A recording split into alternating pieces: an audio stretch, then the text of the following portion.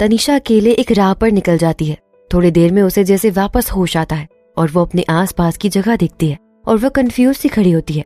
वो बीच कहाँ गया और वो लोग जो उसे पकड़ने की कोशिश कर रहे थे वो कहाँ है? वो कहाँ गायब हो गए? जो आखिरी चीज उसे याद थी वो ये कि वो उस इलेक्ट्रिक जाल में थी। वो सोचने की कोशिश करती है और कुछ नहीं समझ पाती। जहाँ वो खड़ी थी वहां से बीच बहुत दूर था। उसने आसपास की जगह देखी और उसे समझ आया कि वो रोड पूरी तरह से खाली रहता है और रात में बहुत कम लोग यहाँ से आते हैं या जाते हैं। उसे अजीब सा लग रहा था और जैसे उसे अब चक्कर आने वाला हो तो वो बिना कुछ सोचे समझे वहीं बैठ जाती है।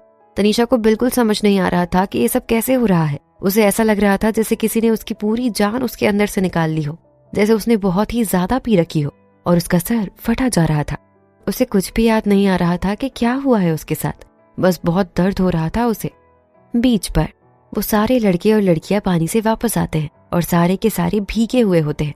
सबके सब बहुत कांप रहे थे और उनसे कोई सबसे ज्यादा अगर कांप रहा था तो वो था उनका कैप्टन, जिसे अभी अभी होश आया था पर उसकी आंखों से डर हटा नहीं था। पहले उन्हें उस लड़की की ताकत ग्रेड ए की लगी थी, लेकिन ऐसी शक्ति कि वो सबको पीछे छोड़ दे।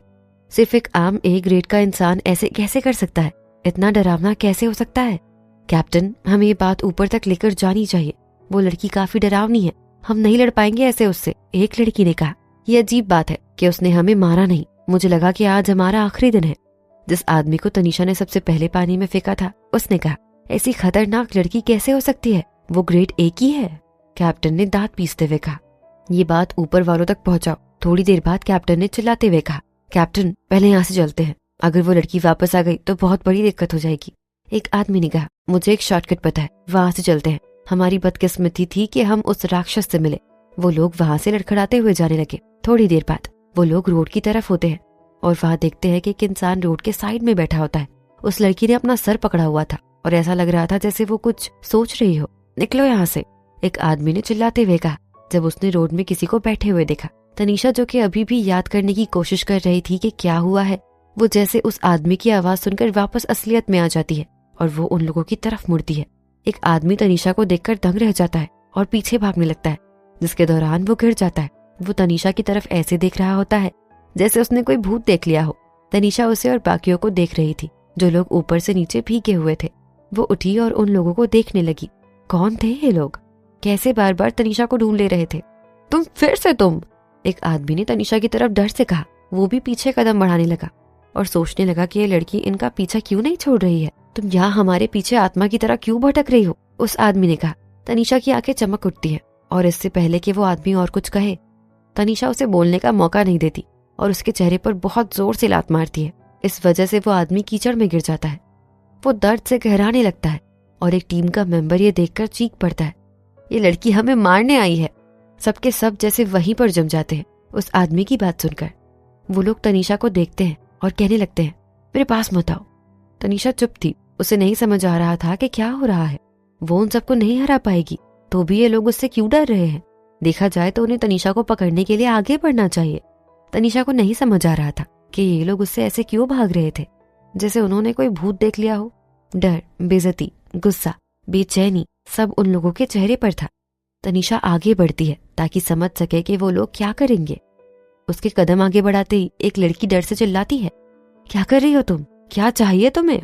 तनीषा बहुत आराम से पूछती है, तुम्हें क्या चाहिए मुझसे? उसे नहीं पता था कि ये लोग कौन थे और उसे क्यों पकड़ा था और उसे मारने ही वाले थे। तनीषा को नहीं याद था कि उन सब के बाद क्या हुआ। उसने सोचा कि शायद उसने अपना आपा खो दिया होगा और उस वजह से वो भाग गई होगी। उसे नहीं पता था कि वो लोग फिर से उसके पीछे आएंगे। क्या वो सच में इतनी कीमती है? सब जैसे डर रहे थे उससे। उसने आधे लोगों को मार दिया था और बहुत चोट भी आई थी उसकी वजह से लोगों को, और अब वो उनका रास्ता रोक कर खड़ी है। ये पागल राक्षस उन्हें मारना चाहती है। वो कैसे ये सवाल पूछ सकती है? उन्हें क्या चाहिए था? उन्हें बस अब और कुछ पैरों की जरूरत थी ताकि वो लोग वहां से भाग सके। हमारे पास मत आओ, अगर तुम आई तो हम नहीं छोड़ेंगे तुम्हें। एक इंसान ने तनीषा को धमकाने की कोशिश की और उसके माथे पर से पसीना बहने लगा। छोड़ोगे नहीं?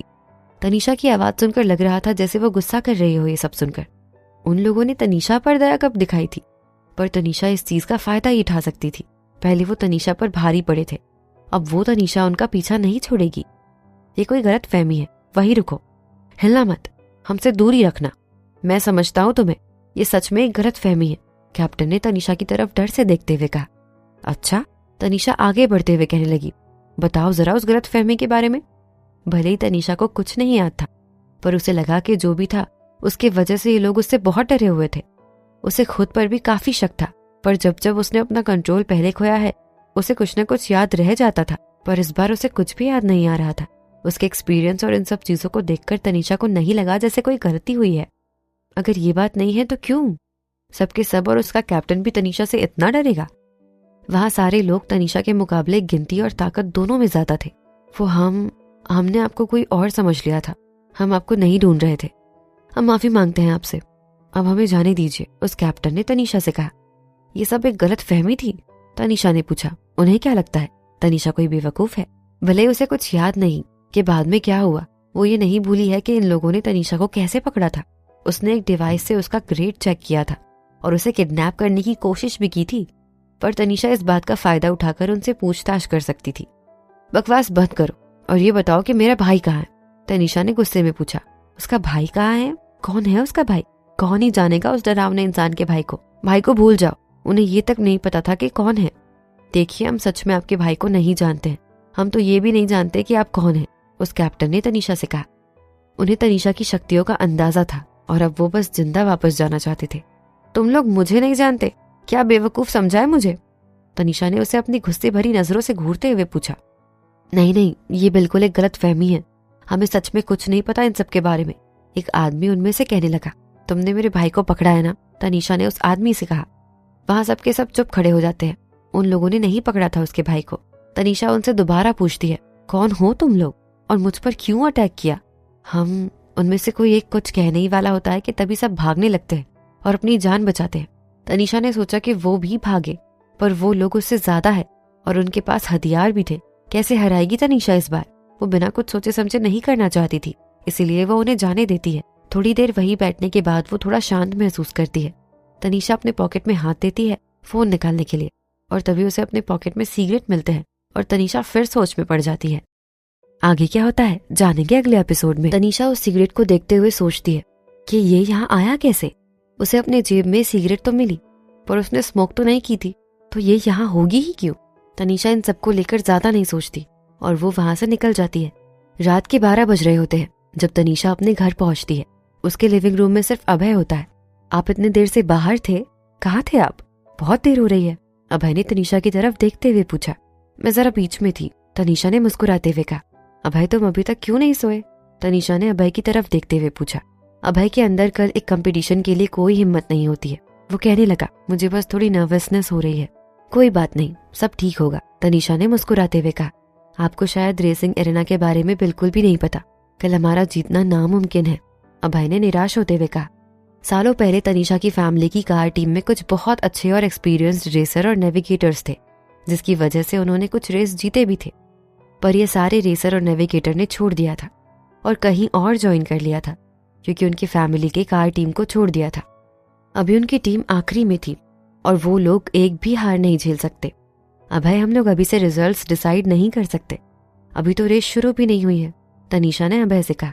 मैं बहुत घटिया हूँ और मुझसे नहीं होगा ये, मैं फोकस नहीं कर पाऊंगा और मुझे लगता है कि कल मेरी वजह से शेखर भैया भी हार जाएंगे अगर गलती से हमारी टीम को निकाल दिया।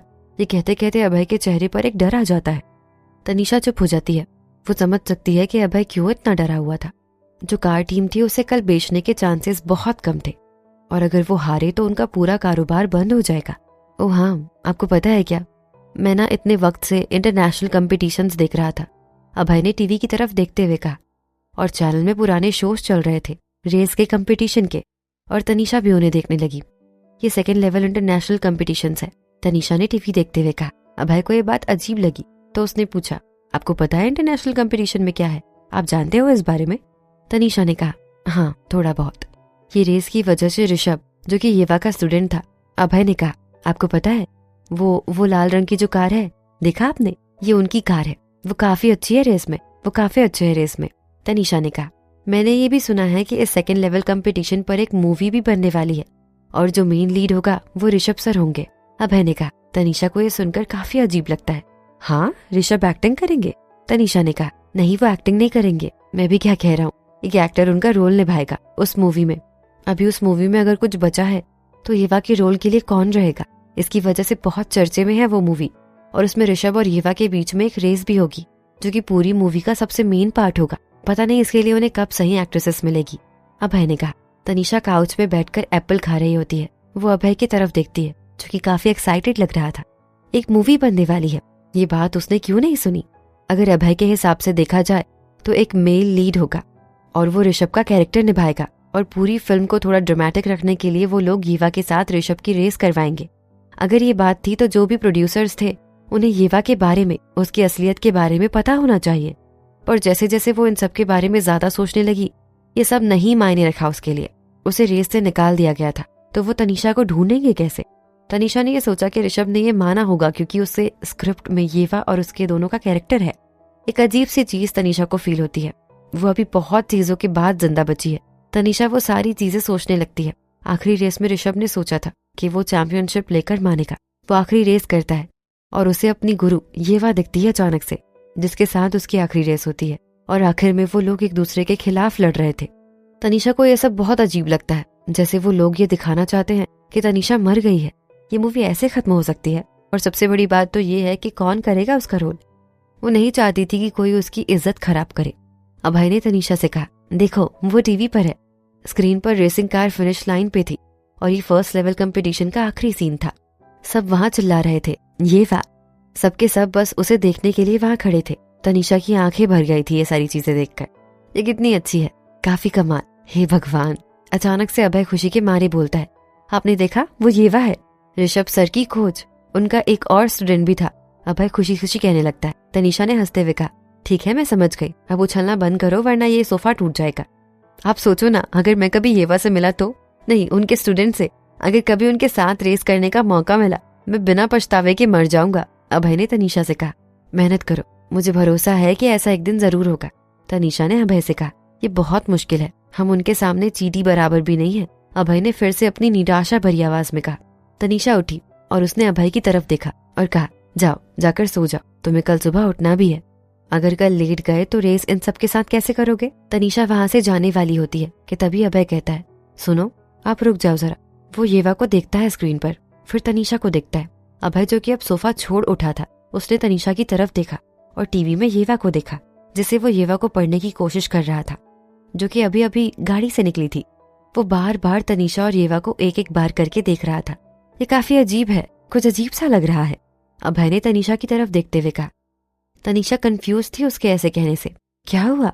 ये देखो, मुझे अभी अभी समझ आ रहा है कि येवा काफी हद तक आपकी तरह लगती है। देखो उनका और आपका बॉडी फिगर, बस वो आपसे थोड़ी सी लंबी है, पर कितना ज्यादा मेल है आप दोनों में। अभय ने तनीषा से कहा। लंबी है उससे, ये हेलमेट की वजह से ऐसा नहीं था। अगर येवा ने अपना हेलमेट हटाया होता तो अभी अभय को सच पता चल जाता। अभय ने तो ये तक कह दिया था कि उनके बाल भी एक जैसे हैं। जाओ और जाकर सो जाओ। तनीषा ने अभय से कहा। सुनो आप उनकी तरह लगती हो, अभय ने दोबारा तनीषा से कहा जाते हुए।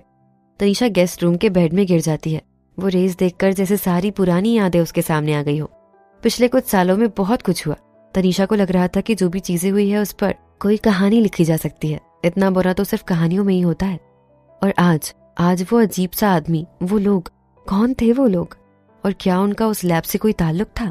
तनीषा बिल्कुल खोसी गई थी इन सब चीजों में। सबसे ज्यादा तो अजीब उसे इस बात का लग रहा था कि वो तनीषा को पैसे के लिए बेचना चाहता था। और अगर वो लोग आम आदमी होते तो अजीब नहीं लगता, उनमें से एक इंसानों की तस्करी वाला होता। पर उन लोगों के पास डिवाइस था ये देखने के लिए कि वो लोग कौन से ग्रेड से हैं। क्या वो लोगों के कोई हंटर्स थे जो लोगों को पकड़ते हैं। तनीषा ने ये सोचते ही कॉल किया। कॉल मिलते ही उसने ये सारी चीजें दूसरे इंसान को बताई और कहा, तुमने बिल्कुल सही बात पकड़ी है। कुछ ऑर्गेनाइजेशंस ऐसी होती है जो ऐसे लोगों को पकड़ते हैं, और उनके खुद के पास भी ऐसे ताकत होती है, और ये बहुत ही सीक्रेट ऑर्गेनाइजेशन होती है और बहुत ताकतवर। जितना हो सके इनसे दूर रहना। इनके पास मेरा भाई हो सकता है क्या, तनीषा ने पूछा। नहीं। जैसे ही उसने फोन रखा वो हर चीज सोचने लगी जो कि आज हुई है। उसे जाल में दबोचने के बाद ऐसी चीजें क्यों दिखाई दे रही थी। कौन उसे माँ बुला रहा था, और राज के बारे में इन सब के बीच में क्या देखना। वो किसी तरह अपने इन ख्यालों को बंद करती है और सो जाती है। अगली सुबह तनीषा की माँ खाना बना रही थी। तनीषा लिविंग रूम में आती है जहाँ उसके मामा होते हैं, जो उसे कहते हैं, आज अगर कोई भी गलती हुई इस खानदान के आस पास भी मत आना। ZH1 स्टॉर्म के बॉस समीर सिंह सब मेरे बेटे से मिलने आ रहे हैं। हिम्मत भी मत करना उन्हें शर्मिंदा करने की। भैया तनीषा सिर्फ मदद करना चाहती है। आप ऐसा क्यों कह रहे हो उसे? तनीषा की माँ ने उसके भाई से कहा, मदद ही करनी है तो घर पर रहे। एक बात तुम्हें बता दूं, अच्छी अच्छी टीम आ रही है ये रेस देखने के लिए, और इन्वेस्टर भी अच्छा है। इसकी वजह से कुछ हुआ तो इसका जुर्माना तुम दोनों भरना। मेरे बेटे ने बहुत मेहनत की है इस बार। ये सब सुनकर तनीषा की माँ चुप हो जाती है। पापा, आप इन पर अपना वक्त जाया मत करो। मैं पूरी कोशिश करूंगा कि कोई गड़बड़ ना हो, शिखर ने तनीषा की तरफ देखते हुए कहा। तभी उनके नाना आते हैं जो कहते हैं, तुम लोग सुबह सुबह क्यों चिल्ला रहे हो? मैं बस कह रहा हूँ पापा, आज कोई गड़बड़ नहीं होनी चाहिए, तनीषा के मामा ने कहा। नाना शिखर की तरफ देखकर कहते हैं, शिखर तुमने बहुत मेहनत की है इस बार, अगर हारे भी तो कोई बात नहीं। आगे क्या होता है जानेंगे अगले एपिसोड में। अभय अपने मामा की तरफ देखता है और कहता है, हाँ अंकल, हम लोग अपना बेस्ट देंगे। उसके मामा के जाने के बाद अभय और तनीषा साथ में बैठे होते हैं और बाकी सबको रेस ट्रैक में देख रहे होते हैं। थोड़ी देर बाद तनीषा ने कहा, सच में कोई ढंग की कार या सामान नहीं है हमारे पास। अभय ने उसकी तरफ देखा और कहा, उतना भी बुरा नहीं है, हम भले ही बड़ी टीम में ना आते हो, पर बस जरूरत की चीजें हैं। तनीषा ये सुनकर हैरान हो जाती है। अगर उनके पास वो जरूरत का सामान नहीं होता तो वो लोग रेस कैसे करते? इन सबको हटाकर देखा जाए, सबसे ज्यादा जो मायने रखता है तो वो ये कि हमारी टेक्निक कितनी अच्छी है, अभय ने कहा। एक हल्की सी मुस्कान थी जब तनीषा ने उसकी बात सुनी। बाकी सामान के अलावा कार भी बहुत इंपॉर्टेंट होती है। नॉर्मल में अच्छी रेसिंग कार हो तो भी चलेगी, उसके अलावा रेसिंग टेक्निक और रेसर की काबिलियत बाकी चीजों को ठीक कर देती है। शिखर, अभय, यहाँ आओ। तनीषा और अभय ने हाँ में सर हिलाया और उसके नाना की तरफ गए। ये लो तुम लोगों का यूनिफॉर्म। नाना जी ने उन्हें सारी जरूरत की सामान दी। ये गर्मी से बचने वाले जूते, मास्क, ग्लव्स, हेलमेट देख लो जरा, और सब शिखर को भी दे दो। ठीक है नाना जी, अभय ने कहा। अभय ने तनीषा से कहा, देखिए मेरा पहला नेविगेटर एक लड़का था, आप उसकी यूनिफॉर्म तो नहीं पहन सकती, इसलिए नाना जी ने आपके लिए अलग बनवाया है, ये लीजिए। तनीषा ने जब इन सबको अपने हाथों में लिया तो उसे अजीब सा लगा, जैसे उसने पहले भी देखा हो उसे। और तनीषा तब अभय से कहने लगी, अभय ये इतनी जानी पहचानी क्यों लग रही है? तनीषा की फैमिली का यूनिफॉर्म काफी हद तक उसके एक यूनिफॉर्म में से था, जैसा उसने पहले देखा है। सिंबल के अलावा सब कुछ मैच करता था। तब अभय ने हंसते हुए कहा, ये आपको जाना पहचाना लगेगा ही, आखिरकार कल आपने देखा है ये। कल? तनीषा ने कहा। हाँ, कल वो येवा के कंपटीशन में जो हम लोग देख रहे थे, उसमें भी उसने यही पहना था, अभय ने कहा। उसने सही कहा था, हमारी यूनिफॉर्म हर एक देश में फेमस थी, सबको ये कलर काफी अच्छा लगता था, अभय ने गर्व से कहा। ये यूनिफॉर्म येवा ने पहना था जब वो लोग कुछ साल पहले फर्स्ट लेवल कंपटीशन में थे तब, इसलिए ये ट्रेंड में है अभी भी। उनके स्टूडेंट्स जैसे ऋषभ और जिसके बारे में कल बात कर रहे थे, उन्होंने भी ये पहना था, अभय ने तनीषा को बताया। बहुत बातें हो गई। शेखर और उसके पिता वहां आकर कहने लगे, वो बस यहाँ नंबर्स मैनेज करने आई है, इतना बताने की क्या जरूरत है? अपना वक्त बर्बाद करना बंद करो और अपनी गाड़ी को देखो जाकर। तनीषा के साथ बातों बातों में वो अपनी कार देखना ही भूल गया। वो दोनों अपने कार की तरफ जाते हैं और तनीषा से अभय कहने लगा, देखिए ये मेरी कार है। अभय के चेहरे पर एक लंबी मुस्कान थी। ये कार भी बहुत ज्यादा देखी देखी लग रही है, तनीषा ने सोचा। अभय तुम्हारे पास कोई प्रोफेशनल नहीं है जो तुम्हारी कार देख सके? तनीषा ने अभय से पूछा। वो अभी तक किसी रेसर से नहीं मिली थी जो कि खुद के कार को खुद से चेक करे, और अगर करते भी तो वो बहुत नॉर्मल हो जाता। जो मेन चेकअप होता है वो प्रोफेशनल ही करते हैं। हमारे पास एक हुआ करता था, पर हमारे पास पैसे ज्यादा नहीं थे, जिस वजह से हमें हटाना पड़ा। नाना जी ने पैसे बचाने के सोचे। ऐसे तो कोई दिक्कत नहीं होती है, मतलब हम कोई प्रोफेशनल नहीं है, पर जो भी दिक्कत होती है गाड़ी में हम समझ जाते हैं, अभय ने कहा। और ये सुनकर तनीषा ने बस हाँ में सर हिलाया। वो जानती थी कि उसके फैमिली का हाल अभी कैसा चल रहा है। वैसे आपको ये कार देखी देखी नहीं लग रही? वो क्या है ना कि नाना जी को येवा बहुत पसंद है, और उनके स्टूडेंट ऋषभ भी। वो तो येवा को बहुत मानते हैं, पूजा करते हैं उनकी, इसीलिए सारी चीजें उनके कलर से मिलती है, अभय ने खुशी खुशी बताया। तनीषा ये सुनकर काफी खुश थी और सोच रही थी कि क्या सच में मेरा इतना प्रभाव है सब पर। उसके खुद के नाना उसके इतने बड़े फैन हैं। उसे कभी लगा ही नहीं था कि ऋषभ और उसकी बाकी स्टूडेंट्स को लोग इतना मानते होंगे, और सबसे ज्यादा ऋषभ को, क्योंकि अब तो उस पर फिल्म भी आ रही है। ये सब छोड़ो, आप मेरी कार देखो, आपको क्या लगता है? अभय ने तनीषा से पूछा। तनीषा कार की तरफ मुड़ती है और कहने लगती है, तुम्हें सच सुनना है या झूठ? अभय थोड़ी देर के लिए चुप हुआ और उसने कहा, ठीक है झूठ बोल लो आप पहले। झूठ? तनीषा ने हंसते हुए कहा, ये कार तो बहुत अच्छी है, और सबसे ज्यादा तो इसकी इंजन, मतलब परफेक्ट है ये कार। अभय चुप खड़ा था और फिर उसने कहा, ठीक है अब सच बोलिए, निहायती घटिया है ये कार। तनीषा ने बहुत आराम से कहा। ये फिर भी चल जाएगी है ना? अभय ने तनीषा से कहा। शेखर को सबसे अच्छी कार मिली है, बाकी दोनों कार फिर भी ठीक है, तुम्हारी बहुत खराब है, तनीषा ने कहा। शेखर भैया की कार सबसे अच्छी है और वो हम में से सबसे अच्छे हैं, तो अच्छी कार तो मिलेगी, अभय ने मुस्कुराते हुए कहा। वैसे आप हमारी टीम ज्वाइन क्यों नहीं कर लेती? मुझे तो ये देखकर लग रहा है कि आपको रेसिंग में इंटरेस्ट है। अगर आप चाहो तो मेरे स्टूडेंट बन जाना, मैं कुछ सिखा दूंगा आपको, तनीषा से अभय ने कहा। बिल्कुल, तनीषा ने कहा। अगर भैया के साथ आपका इतना बखेड़ा नहीं होता तो वो आपको सिखाते, अभय ने बोला। कोई जरूरत नहीं है उसकी, तनीषा ने कहा। ये लो आपका सामान, अभय ने तनीषा को सारी चीजें देते हुए कहा। और इससे पहले तनीषा और अभय अपने यूनिफॉर्म पहने, उसके नाना ने उन दोनों को फिर बुला लिया। हाँ नाना जी, क्या हुआ? अभय जैसे वहां आया उसके नाना ने पूछा, और उसके पीछे तनीषा भी थी। अभय शेखर की मदद करना गाड़ी चेक करने में, नाना जी ने अभय से कहा। सबकी उम्मीदें सिर्फ शेखर से जुड़ी थी, तो कुछ नहीं हो सकता। ठीक है, अभय शेखर की गाड़ी के पास गया और वहां जाकर उसकी गाड़ी देखने लगा। तनीषा थोड़ी दूर में खड़ी थी और शेखर की गाड़ी को देख रही थी। तभी शेखर अभय से पूछता है, अभय गाड़ी के साथ कोई दिक्कत? शेखर ने उन लोगों से पूछा। हाँ ये ठीक है, कोई दिक्कत नहीं है उसमें, अभय ने कहा। फिक्र मत करो शेखर, मैंने भी देख लिया है, सब ठीक है।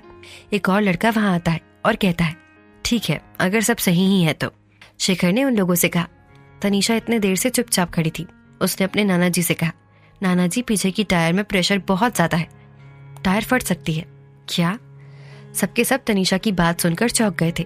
पीछे के टायर में प्रेशर ज्यादा है? वो कैसे कह सकती है ये बात?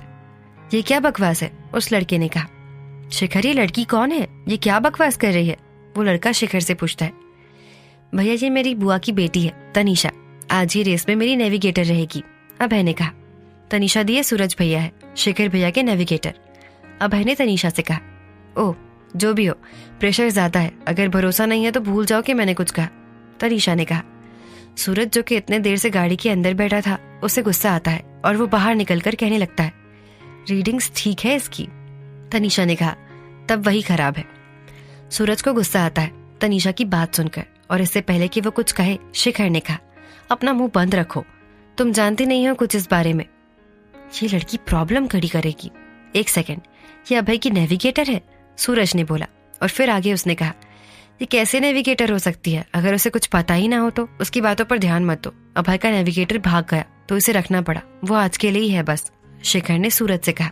सूरज ने तनीषा को देखा और फिर तनीषा ने बोला, मैं बस तुम्हें याद दिला रही हूँ, तुम मानो या ना मानो तुम पर डिपेंड करता है। तनीषा वहां अपना यूनिफॉर्म उठाकर निकल जाती है और जाकर अपना यूनिफॉर्म चेंज करती है। तनीषा के मामा का फोन बजता है और उन्हें खबर मिलती है कि ZH1 के मेंबर्स और समीर आ गए हैं। ठीक है, उन्हें VIP सेक्शन में बैठाओ और शेखर आ रहे हैं अभी। तनीषा के मामा, नाना और शेखर वहां से निकलते हैं VIP सेक्शन में। जी समीर से कहने लगता है, तनीषा जी आज रेस में रहेंगी? जी और बाकी सब ये देखकर शॉक में थे। वो ऐसे रेस में दिलचस्पी क्यों रखेगी? समीर ने कहा। हाँ लगता तो है, उनके नाना की टीम है ये, और शेखर उनकी फैमिली से है। शेखर तनीषा के फैमिली से है? जी के भाई ने कहा। तो तनीषा जी सिन्हा फैमिली से है, जिनकी खुद की फैमिली ही पूरी तरीके से रेसिंग में रही है, इसीलिए वो इतनी अच्छी है रेसिंग में। उनका कजिन भी अच्छा ही होगा फिर तो, समीर ने कहा। वो मैं नहीं जानता, उनकी फैमिली की टीम आखिरी में है। अभी अगर इनकी अच्छी होती तो शायद कुछ अच्छे रिजल्ट्स निकाल लेते। इतने अच्छे होते तो तनीषा को मदद ही नहीं करनी पड़ती। जैसे ही समीर ने बोलना खत्म किया, शेखर और उसके पिता के साथ बाकी सब भी आते हैं। उसने कभी नहीं सोचा था कि शेखर इतना काबिल हो जाएगा कि उसकी रेस देखने के लिए इतने बड़े बड़े लोग आएंगे। आइए आइए, शेखर ने सबसे कहा। सब बैठे और एक दूसरे से मिले और सब बहुत खुश होते हैं ये देखकर। आप जी होंगे, आपसे मिलकर बहुत अच्छा लगा। पापा मैं जी सर, समीर सर को जानता हूँ, शेखर ने कहा। और बाकी सब ये सुनकर काफी शॉक थे। ये तनीषा का कजन है, शायद इसीलिए कहा। जी के भाई ने जी से कहा, आप सबको मैं खुद से स्वागत करता हूँ, आप लोग शेखर की परफॉर्मेंस तक रुकना आज, शेखर के मामा ने कहा। शेखर सब ये सुनकर काफी शॉक थे। वो तनीषा को देखने आए थे, ना कि शेखर को। जी आप शेखर को जानते हो, तभी आप आए हो आज, है ना? आपको लगता है मेरा बेटा ZH1 ज्वाइन कर सकता है? जी को नहीं समझ आया कि वो क्या कहे। उसे ऐसा कुछ नहीं कहा था। इससे पहले कि वो कुछ कहे, टीवी चालू होता है और स्क्रीन पर सिल्वर यूनिफॉर्म में एक लड़की खड़ी होती है। शेखर वक्त हो गया है, चलो हम लोग ट्रैक पर चलते हैं, शेखर के मामा ने कहा। सबने हाँ में सर हिलाया। प्लीज आप लोग पूरा कंपटीशन देख कर जाना, शिखर पहले जाएगा। तनीषा के नाना ने कहा। जी के भाई ने कहा, बिल्कुल ठीक है। उनके जाने के बाद जी के भाई ने कहा, कुछ तो गड़बड़ है। तनीषा जी आज रेस में नहीं है, वो नेविगेटर है। ऐसा नहीं हो सकता। समीर ने कहा। वो भी ये सोचकर काफी दंग था। उसने ऐसा कुछ नहीं सोचा था। ये तो अभय है, बहुत खराब है ये। कैसे तनीषा जी इसकी नेविगेटर हो सकती है? ये देखकर सब शांत हो जाते हैं। क्या ये लोग बेवकूफ थे? तनीषा इतनी टैलेंटेड थी और इन लोगों ने इसका इस्तेमाल ही नहीं किया। कैसे जीतेंगे ये पूरा कंपटीशन सिर्फ शेखर के साथ? आगे क्या होता है जानेंगे अगले एपिसोड में। वीआईपी रूम में शेखर और शेखर के पिता निकल ही रहे होते हैं कि तभी जी ने तनीषा की तरफ उंगली दिखाते हुए कहा, मैं जान सकता हूँ कि क्या ये अभय की नेविगेटर है? तनीषा के नाना ने कहा, हाँ वो नेविगेटर है। जी और बाकी ZH1 के मेंबर ये सुनकर काफी दंग थे। ये कैसी खिचड़ी पका रहे हैं? इन्हें कुछ पता भी है या नहीं? उन्होंने आज के कंपटीशन के बारे में थोड़ा बहुत पढ़ा था। अगर ये लोग आज इसी तरह हारते हैं तो इन्हें निकाल देंगे इस टीम से। अगर उन्होंने तनीषा से रेस करवाया होता तो वो जीत सकते थे और इसमें किसी को कोई शक नहीं था। वो तनीषा को नेविगेटर कैसे बना सकते हैं? ये क्या सोच रहे थे ऐसा करने से पहले? निकलना था उन्हें इस रेस से। वो ऐसा है। जी ने तनीषा के नाना और शेखर के पिता से कहा, जी आओ, क्या सोच रहे हो? तनीषा के नाना ने कहा, मुझे लगता है जो नेविगेटर और रेसर में बहुत ज्यादा अलग चीजें होती हैं और नेविगेटर बहुत ही प्रोफेशनल होना चाहिए। मुझे नहीं लगता कि वो नेविगेटर बनने लायक है। जी ने कहा। इससे पहले कोई कुछ कहे तनीषा के बड़े मामा कहने लगे, ओह जी, आपको नहीं पता, अभय का नेविगेटर भाग गया है कुछ दिन पहले और इतने कम वक्त में कोई नेविगेटर नहीं मिला हमें, तो इसीलिए हमें इसे रखना पड़ा। बस आज के लिए है वो। हाँ, समीर ये सुनकर काफी शॉक था। एक आम नेविगेटर? ये क्या बकवास चल रही है? तनीषा की फैमिली इतनी अजीब है। अगर उसके पास कोई है जो कि येवा की तरह रेस में सबको धूल चटा सकती है, फिर वो लोग ऐसा क्यों कह रहे हैं? वो वैसे भी निकलने वाले हैं, एलिमिनेशन रेस में है वो, और उसमें भी इतना बड़ा रिस्क। और क्या ही कर सकता है वो? ओह नहीं, देखिए आप कुछ गलत समझ रहे हैं। हमारे कैप्टन जो कहना चाहते थे वो ये नहीं है। इससे पहले कि जी का भाई अपनी बात पूरी कर सके, तनीषा के बड़े मामा कहने लगते हैं, मैं बिल्कुल समझ रहा हूँ आप क्या कहना चाह रहे हैं। उसके मामा ने कहा, जी ये कहना चाहता था कि तनीषा सिर्फ नेविगेटर नहीं, उससे ज्यादा कर सकती है। नेविगेटर प्रोफेशनल होता है पर रेसर पूरी रेसिंग एरेना में होता है, इसीलिए है ताकि रेस जीत सके। सना फैमिली खुद की टीम को हरा रही है ऐसे तनीषा को नेविगेटर बना के। आप चिंता मत कीजिए, मेरा बेटा सब संभाल लेगा, स्टार है वो कंपटीशन का। तनीषा के मामा हंसते हुए कहने लगे। सबके सब ये सुनकर चुप रहते हैं। सारे के सारे ZH1 के मेंबर शेखर के पिता को देखते हैं। जी का भाई कुछ कहना चाहता था पर उसकी इतनी अच्छी रेस को बिगड़ते हुए देखकर उसका दिमाग खराब हो गया था। कैप्टन, क्या इनका दिमाग खराब है? एक ZH1 के मेंबर ने जी से पूछा। शेखर के पिता और बाकी सब वहाँ से जा चुके थे। जी भी काफी दंग था ये सब देखकर। कोई भी ZH1 का मेंबर इस रेस को पूरा कर सकता था और जीत भी सकता था। कोई रेसर बिना स्टीयरिंग व्हील छुए कैसे मैच जिता देगा? कैप्टन, क्या हम सच में तनीषा जी से रेस करेंगे इसके बाद? जी के भाई ने जी से पूछा। जी ने हंसते हुए कहा, उम्मीद तो है कि मैं यही करता हूँ। मैंने ये सोच रखा है यहाँ आने से पहले। कैप्टन, क्या हम कोई मुसीबत नहीं बुला रहे हैं? मतलब आपने देखा है तनीषा जी को? एक ZH1 के मेंबर ने कहा। उन लोगों में से किसी ने यूनिफॉर्म नहीं पहनी थी। अगर वो हार भी जाए तो फर्क नहीं पड़ता क्योंकि वो ZH1 की तरफ ये काम नहीं कर रहे। उन्हें पता है कि उनकी हार होगी, फिर भी वो एक रेस चाहते थे।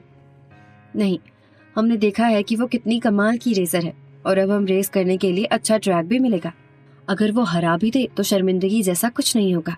जी ने कहा। समीर ने कहा, हाँ बिल्कुल सही कह रहे हो आप, मैं भी रेस करूंगा।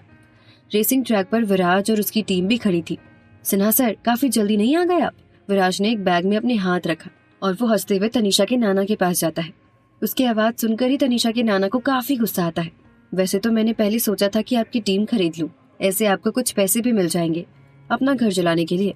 आप भी इतने बूढ़े हो गए हो, इससे पहले कि आप मरो कुछ पैसे तो आपको मिल जाने चाहिए। आपके बचे कुछ दिन शांति से गुजर पाएंगे। वैसे भी आपकी टीम बंद होने वाली है, निकाली भी जाएगी। मुझे नहीं अच्छा लगेगा अगर आप गुस्सा करते करते मर जाओ तो। विराज ने कहा। भाड़ में जाओ, तनीषा के नाना ने गुस्से में कहा। सर, आप बूढ़े हो गए हो, गुस्सा आपके सेहत के लिए अच्छा नहीं होगा। अपने उम्र के हिसाब से रहिए, इतना गुस्सा अच्छा नहीं होता, विराज ने तनीषा के नाना से कहा। इससे पहले कि तनीषा के नाना कुछ कह सके, विराज की नजरें तनीषा की तरफ पड़ती है। रुकिए जरा, ये कौन है? विराज ने तनीषा की तरफ देखते हुए पूछा। उसे तुम्हें क्या मतलब? तनीषा के नाना ने कहा। सर बिल्कुल मुझे उससे मतलब है। आपकी टीम मेरी टीम के खिलाफ खेल रही है, मुझे तो हक है ये जानने का। मैंने सुना है कि अभय का नेविगेटर नहीं है, वो बिना नेविगेटर के रेस कैसे करेगा? विराज ने कहा। किसने तुमसे कहा कि हमारे पास नेविगेटर नहीं है? तनीषा के मामा विराज को गुस्से में घूरते हुए कहते हैं। वो हमारी नेविगेटर है। तनीषा के मामा ने कहा। ये नेविगेटर है आपकी? उस आदमी ने तनीषा को ऊपर से नीचे देखा। तनीषा के नाना को विराज पर बहुत गुस्सा आ रहा था। ओह, एक नई नेविगेटर। विराज ने तनीषा के गाल खींचते हुए कहा। बच्चे, मुझे अपना नेविगेटर लाइसेंस दिखा। तुम ऑर्गेनाइजर नहीं हो, किस हक से तुम्हें उसका ड्राइविंग लाइसेंस देखना है? तनीषा के मामा ने कहा। विराज ने हंसते हुए कहा, थैंक यू मुझे याद दिलाने के लिए। मैं जरा ऑर्गेनाइजर को कॉल करता हूँ।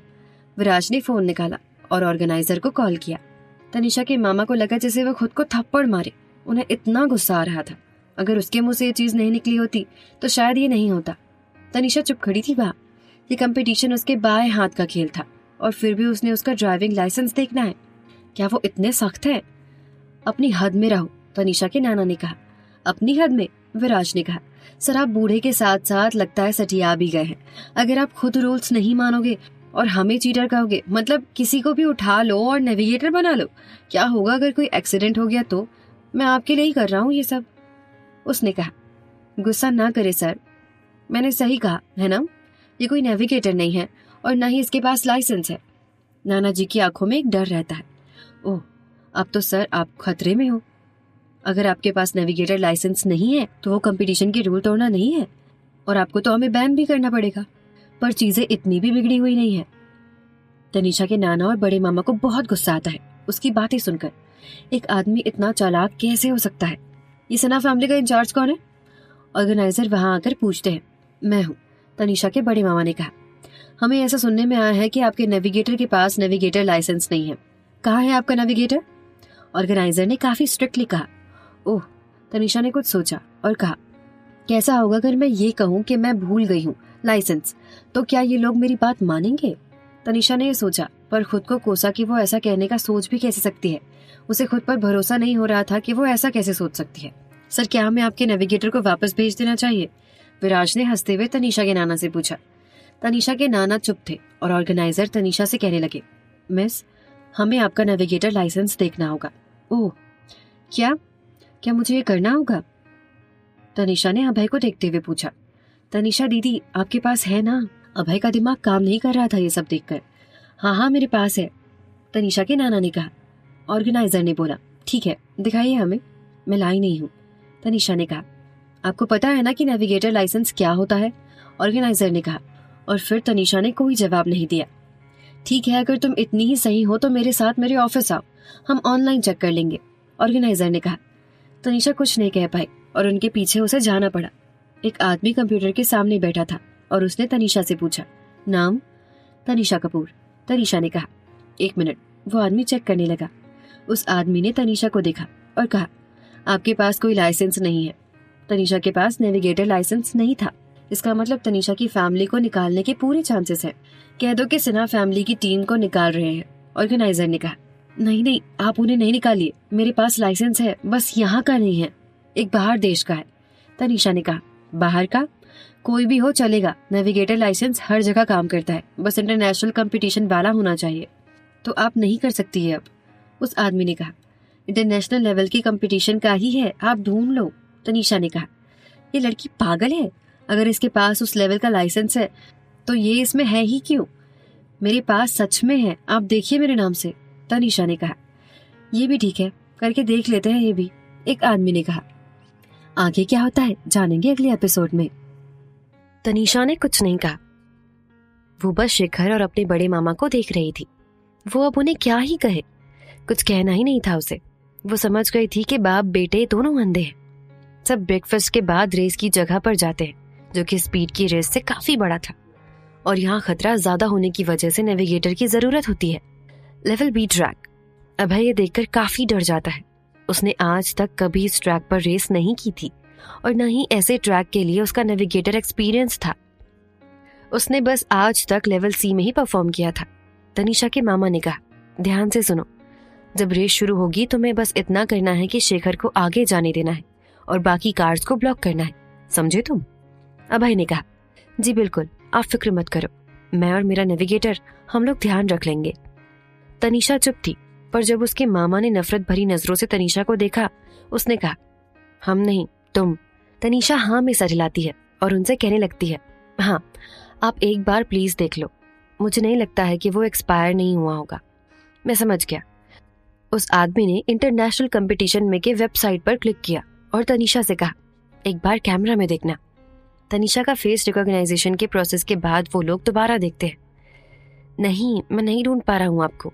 इंटरनेशनल कंपटीशन की वेबसाइट में आपका नाम ही नहीं है। ऑर्गेनाइजेशन तनीषा को देखते हैं और इससे पहले वो कुछ कहे, तनीषा ने कहा, ऐसा नहीं हो सकता, इतनी जल्दी वो एक्सपायर नहीं होगा। तुम्हें और कुछ कहना है? एक ऑर्गेनाइजर ने तनीषा से कहा, आपने कौन से लेवल पर चेक किया है? कौन से कंपटीशन में? तनीषा ने उनसे पूछा। 3rd लेवल, उस आदमी ने कहा। इसीलिए उसे नहीं मिला क्योंकि उसने कभी हिस्सा लिया ही नहीं। आप एक बार 2nd लेवल में कोशिश करिए। क्या ये लड़की पागल है? सारे के सारे ऑर्गेनाइजर सोच में पड़ गए। वो लोग हंसने लगे। क्या तुम्हारे पास नेविगेटर लाइसेंस है या नहीं? उस आदमी ने तनीषा से गुस्से में कहा। देखिए, आप गुस्सा मत करिए और देख लीजिए प्लीज, तनीषा ने कहा। तुम बस मेरा वक्त बर्बाद कर रही हो। अगर तुम लोगों ने रूल्स तोड़े हैं तो मैं नहीं जाने देने वाला ऐसे। तनीषा से उस आदमी ने कहा, ठीक है, आपको जो करना है कर लेना, पर प्लीज देख लो आप ये एक बार, मेरे लिए बहुत मायने रखता है। तनीषा ने कहा, ठीक है। वो आदमी माना और तनीषा दोबारा आगे खड़ी हो गई कैमरा के। नहीं, इसमें भी तुम्हारे लाइसेंस के बारे में कोई जानकारी नहीं है, उस आदमी ने कहा। तनीषा ने दोबारा कहा, आप प्लीज 1st लेवल में देख सकते हो? आपके पास नेविगेटर लाइसेंस था जब वो 2nd लेवल कंपटीशन में थी। उसने कभी सोचा ही नहीं था कि उस लाइसेंस की जरूरत उसे पड़ेगी। इतना वक्त हो गया था तो कैसे वो पता चलता कि उसका लाइसेंस खारिज हो गया है। पर वो जानती थी कि उसके 1st लेवल कंपटीशन का लाइसेंस अभी तक चल रहा होगा। 1st level competition? उस आदमी ने पूछा। आप बस देखो, तनीषा ने कहा। वो भी समझ गया था कि तनीषा इतनी जल्दी मानेगी नहीं, इसीलिए उसने कहा, ठीक है, पर अगर इस बार नहीं मिला तो मैं कुछ नहीं कर सकता। ठीक है, तनीषा ने कहा। वो दोबारा कैमरा के पास गई और फिर से उसका फेस रिकॉग्नाइजेशन हुआ। थोड़ी देर बाद रिजल्ट्स उस आदमी के सामने थे, कंप्यूटर स्क्रीन में। उसे अपनी आंखों पर भरोसा ही नहीं हो रहा था। नहीं, ये कैसे? वो आदमी कुछ बोल ही नहीं पाया। उसी स्क्रीन पर लिखा था, ड्राइवर नेम येवा, फुल नेम तनीषा कपूर। उस आदमी का दिमाग काम ही नहीं कर रहा था। वो कुछ देर के लिए बिल्कुल चुप हो गया था। क्या हुआ? एक ऑर्गेनाइजर ने उससे पूछा। आपको मिला? तनीषा ने उससे पूछा। हाँ, मिला, उस आदमी ने कहा। वो आदमी तनीषा का सबसे बड़ा फैन था, यानी येवा का। उसे पता था कि तनीषा ने इतने वक्त तक अपनी असलियत दुनिया से छुपा कर रखी है। सिर्फ उसके स्टूडेंट्स ने उसका चेहरा देखा था। एक ऑर्गेनाइजर कंप्यूटर को देखने आता है तो उस आदमी ने जानबूझकर तनीषा का चेहरा और नाम छुपा दिया। वो जानता था कि येवा के लिए ये कितनी अहमियत रखता होगा। कंप्यूटर स्क्रीन पर बस इतना ही लिखा था, 1st level competition, Tanisha Kapoor. सबके सब ये देखकर दंग हो गए थे और वो तुरंत तनीषा की तरफ मुड़कर देखते हैं। तनीषा जी, आपके पास सच में लाइसेंस है? किसी को भरोसा ही नहीं हुआ। तनीषा ने एक लंबी सांस लेते हुए कहा, हाँ, मैं कुछ वक्त देश से बाहर थी तो लाइसेंस मिला था मुझे कुछ काम से। काम से? एक ऑर्गेनाइजर ने कहा। सारे के सारे तनीषा की बात सुनकर काफी हैरान थे। इस लड़की के पास इंटरनेशनल लाइसेंस है, वो भी ए लिस्ट 1st लेवल का। इंटरनेशनल कंपटीशन बहुत बड़ी बात होती है और 3 भागों में बटी होती है, 1st, 2nd, 3rd, और सिर्फ बेस्ट टीम ही होती है देश की जो 3rd लेवल में जा सकती है। और तनीषा के पास 1st लेवल का लाइसेंस था और उसने कुछ कहा भी नहीं। सबसे ज्यादा अगर कोई ये खबर देखकर शौक था तो वो था जिसने येवा की असलियत देखी थी। उसने तनीषा की तरफ देखा और उसे लगा जैसे कि अब उसे हार्ट अटैक आ जाएगा। ये क्या हो रहा है? ये कैसे हो सकता है? ये लड़की आइडियल है, रेस की सबसे अच्छी खिलाड़ी येवा। एक ऑर्गेनाइजर ने तनीषा से पूछा। तनीषा जी, आपने अभी 1st लेवल में पार्टिसिपेट किया है नेविगेटर के लिए। कौन से रेसर के साथ थी आप? नहीं, मैंने किसी भी रेस में पार्टिसिपेट नहीं किया है, तनीषा ने उन लोगों से कहा। अब वो क्या बताए कि वो रेसर थी, नेविगेटर नहीं। वो कभी नेविगेटर थी ही नहीं। ये सारे के सारे ऑर्गेनाइजर एक दूसरे को देखते हैं और सोच में पड़ जाते हैं, क्यों पार्ट नहीं लिया उसने? तो फिर इस लाइसेंस का क्या मतलब रह गया? आपने 2nd लेवल में पार्ट लिया होगा। आपने किस रेसर के साथ काम किया था? तनीषा ने एक आदमी से पूछा। नहीं, मैं उसमें भी नहीं थी, तनीषा ने कहा। 3rd level? एक और ऑर्गेनाइजर ने तनीषा से पूछा। नहीं, तनीषा ने कहा। सारे के सारे ऑर्गेनाइजर चुप हो जाते हैं। तो तनीषा जी, आपके पास सिर्फ लाइसेंस है? तो तनीषा जी, आपके पास सिर्फ लाइसेंस है और आपने कभी पार्ट नहीं लिया किसी रेस में, ये सच है? तनीषा से ऑर्गेनाइजर ने पूछा। हाँ, यही बात है, तनीषा ने कहा। और ये सुनकर जैसे सबको काफी बुरा लगता है और उनके चेहरे से सारी खुशी चली जाती है। तनीषा जी, अगर ऐसी बात है तो ये आपका पहला कंपटीशन होगा। आपने पहले कभी कोई बड़ी कंपटीशन में हिस्सा नहीं लिया? एक ऑर्गेनाइजर ने कहा। नहीं, मैंने नहीं लिया है हिस्सा। मैं पहली बार नेविगेटर बन रही हूँ किसी के लिए, तनीषा ने कहा। सबको काफी बुरा लगता है ये सुनकर, क्योंकि ऐसी बहुत कम लोग होते हैं जिन्होंने फर्स्ट लेवल के नेविगेटर का लाइसेंस हासिल किया हो, वो भी इंटरनेशनल में। बहुत बड़ी बात होती है ये। और हालांकि लाइसेंस के साथ पार्टिसिपेट करना भी बहुत जरूरी होता है। जानने में और चीजों को रेस ट्रैक पर करना दोनों बहुत अलग चीज होती है। उन ऑर्गेनाइजर्स के हिसाब से अगर कोई लड़की किसी ऐसे बड़े लेवल के रेस में पार्टिसिपेट करती है तो वो बहुत बड़ी बात होती है। और भले ही तनीषा के पास लाइसेंस ही है सिर्फ, पर फिर भी ये अपने आप में बहुत बड़ी बात है। तनीषा जी, मैं आपको यही कहूंगा कि आप किसी बड़े कंपटीशन में हिस्सा लो। आपकी सारी चीजें देखकर ऐसा लगता है कि आपको प्रोफेशनल टॉप रेसर के साथ होना चाहिए। और जहाँ तक की बात रही सना फैमिली की, आप लोगों में और उन लोगों में जमीन आसमान का फर्क है। रिजल्ट्स तो रेसर की स्किल पर तय होता है, न कि नेविगेटर के स्किल पर, एक ऑर्गेनाइजर ने कहा। हाँ तनीषा जी, आपके पास इंटरनेशनल कंपटीशन का लाइसेंस है। आप अभी भी चाहो तो पीछे हट सकते हो, वरना ऐसी रेस आपके करियर के लिए अच्छी नहीं साबित होगी। एक और ऑर्गेनाइजर ने ये बात तनीषा से कही। ऐसा पहली बार हुआ था कि वो किसी से मिली जिसके पास प्रोफेशनल नेविगेटर लाइसेंस हो, और वो भी इंटरनेशनल फर्स्ट लेवल कंपटीशन का। कोई कुछ भी करे, नेविगेटर रेस नहीं जीत सकता जब उसका रेसर ही ढंग का ना हो। एक प्रोफेशनल नेविगेटर एक घटिया रेसर के साथ सिर्फ अपना टैलेंट बर्बाद ही कर सकता है। एक नेविगेटर सिर्फ मदद करता है रेसर की, ताकि वो अपना बेस्ट दे सके। पर अभय में वो काबिलियत उस हिसाब से थी ही नहीं, तो वो कैसे कर सकता था ये? अभय मेरे मामा का बेटा है, तनीषा ने धीरे से कहा। तब सबको बात समझ आई कि हो क्या रहा है और क्यों तनीषा उसकी नेविगेटर है। वो ऐसा कैसे कर सकते हैं? ये बात कि इस लड़की के पास फर्स्ट लेवल का लाइसेंस है और ये जीत ला सकती है। अगर ये सिर्फ नेविगेटर ना रहे तो, अगर देखा जाए तो नेविगेटर किसी सागर की तरह है और रेसर उस सागर में मछली की तरह। अगर अच्छे नेविगेटर को अच्छा रेसर मिला तो कुछ भी हो सकता है।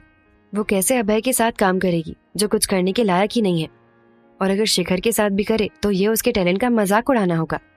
ऑर्गेनाइजर जानते थे कि तनीषा के घर का मामला है और वो कुछ भी नहीं कर सकते। तनीषा ने एक लंबी सांस ली। ये नेविगेटर बनना इतना मुश्किल क्यों है? तनीषा जी, आप हिस्सा ले सकते हैं। मैं इतनी परेशानी के लिए माफी चाहूंगा, एक ऑर्गेनाइजर ने बहुत ही प्यार से तनीषा से कहा। उस लड़की के पास फर्स्ट लेवल का लाइसेंस है, वो भी इंटरनेशनल कंपटीशन की। वो उसे ऐसे कैसे ट्रीट कर सकते हैं? उसने भले ही पार्टिसिपेट नहीं किया हो, पर उसमें दम है।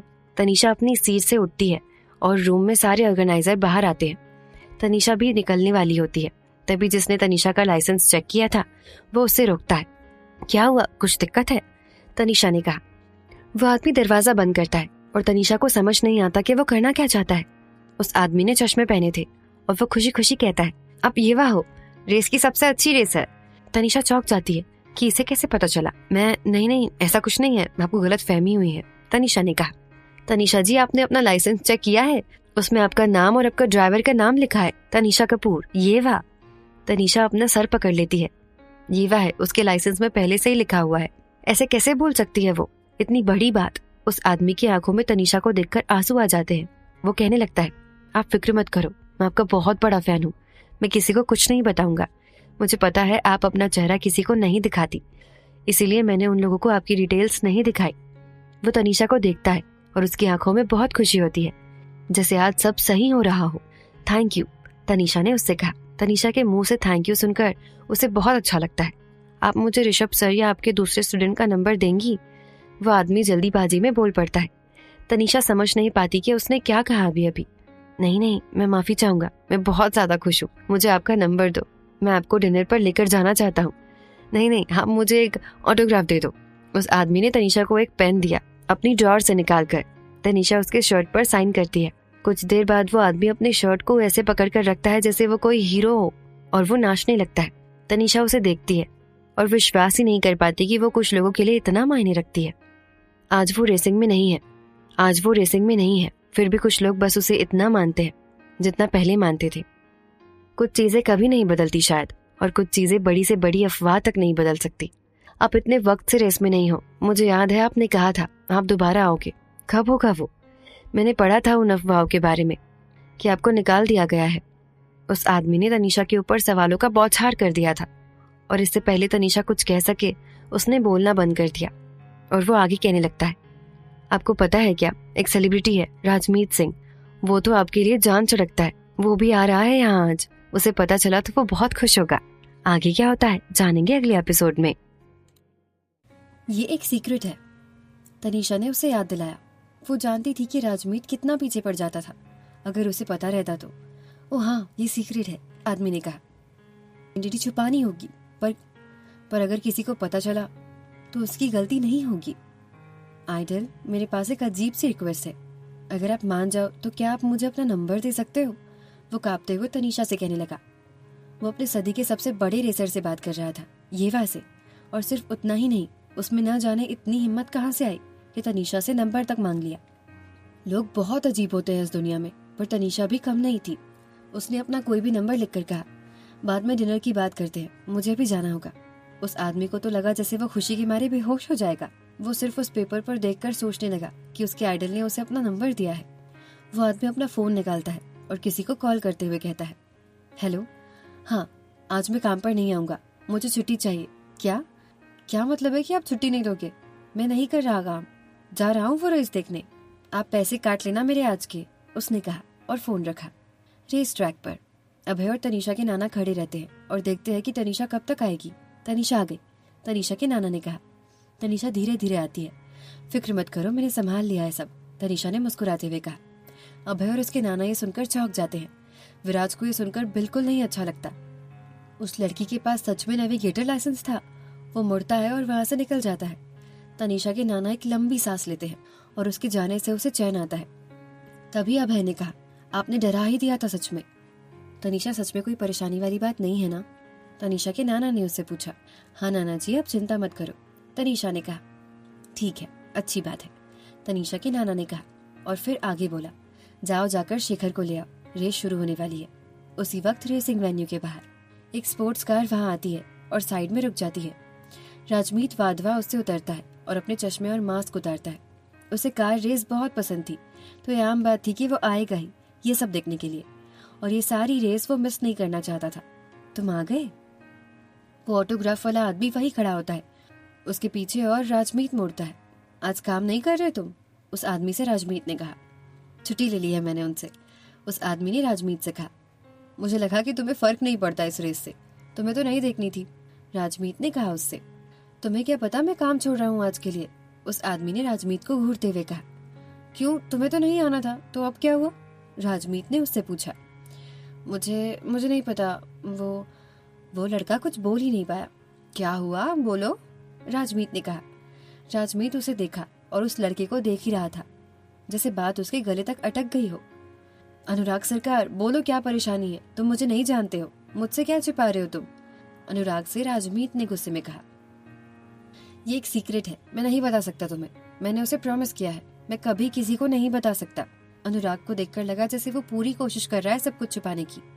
राजमीत उसे घूरता है और देखता है शक्की नजरों से। राजमीत और अनुराग बहुत पहले मिले थे और वो वीआईपी सेक्शन में खड़े होकर रेस देख रहे थे। तब से वो लोग दोस्त बन गए थे। राजमीत अनुराग को बहुत अच्छे से जानता था, वो बहुत बोलता था और वो कुछ नहीं छिपा सकता था राजमीत से। अनुराग, राजमीत उसे घूरते हुए पूछता है। मुझसे पूछना बंद करो, मैंने कह दिया है ना, वो राज ही रहेगा। मेरे दोस्त हो तो मुझसे पूछना बंद करो। अगर मैंने बोल दिया तो मैं अपनी बात नहीं रख पाऊंगा, अनुराग ने कहा। राजमीत कुछ नहीं कह पाया, वो बस चौंक गया था ये सब देखकर। तुम पागल हो गए हो, निकलो यहाँ से, राजमीत ने कहा और वो वहां से निकल गया अपनी गाड़ी लेकर। अनुराग ने चिल्लाया, मेरे लिए रुको, मैं काम छोड़कर आया हूँ। वेटिंग रूम में तीनों टीम खड़े थे वहां और नानाजी, तनीषा और बाकी सबको कुछ समझा रहे थे।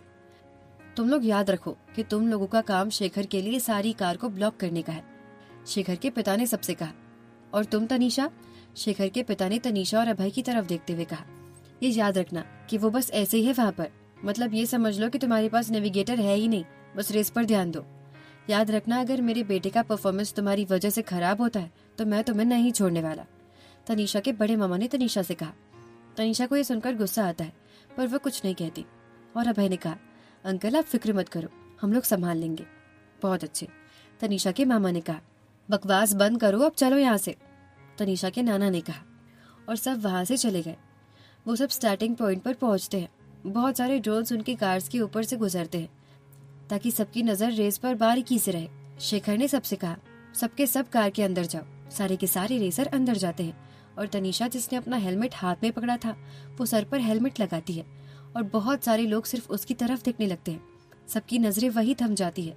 उसने एक सिल्वर रंग की यूनिफॉर्म पहनी थी और उसी रंग की हेलमेट भी। उसे देखकर सबको सिर्फ एक ही इंसान की याद आ रही थी। उसके नाना ने जब तनीषा को देखा तो वो देखते ही रह गए, क्योंकि तनीषा बिल्कुल येवा जैसी लग रही थी। उन्हें कैसे नहीं समझ आया कि उनकी नाती बिल्कुल उसकी तरह लगती है जिसे वो इतना मानते हैं। वीआईपी रूम में राजमीत, जो कि अपनी चेयर में आराम से बैठा था, उसकी नजर टीवी स्क्रीन पर जाती है और वो देखकर दंग रह जाता है। राजमीत की आंखें फटी की फटी रह जाती हैं। उसकी आंखों में सिर्फ और सिर्फ शौक रह जाता है। बॉस, राजमीत ने काफी धीरे से कहा। बॉस एक नाम येवा का था, जो कि येवा के फैंस ने उसे दिया था। कैसा लगा तुम्हें? तुम्हें भी लगा ना झटका? अब एक्साइटेड हो तुम? अब मजा आएगा तुम्हें। अनुराग खुशी खुशी राजमीत से कहता है और उसके पास बैठता है। राजमीत उसकी तरफ मुड़ता है और कहने लगता है, वो कितनी ज्यादा बॉस से मिलती जुलती है, पर जो भी हो ये बोरिंग है। बहुत सारे रेसर और टीम ये सिल्वर रंग यूज करते थे, पूरे देश में या उससे बाहर, और ऐसे बहुत सारे रेसर है जो कि येवा को कॉपी करते हैं। अनुराग कुछ नहीं कह पाता। ये है कौन वैसे? राजमीत ने अनुराग से पूछा। तुम्हें क्या लगता है कि कौन है? अनुराग ने कहा, सना फैमिली का कोई नया मेंबर है जो कि अब यहाँ आया है। राजमीत ने अनुराग से पूछा।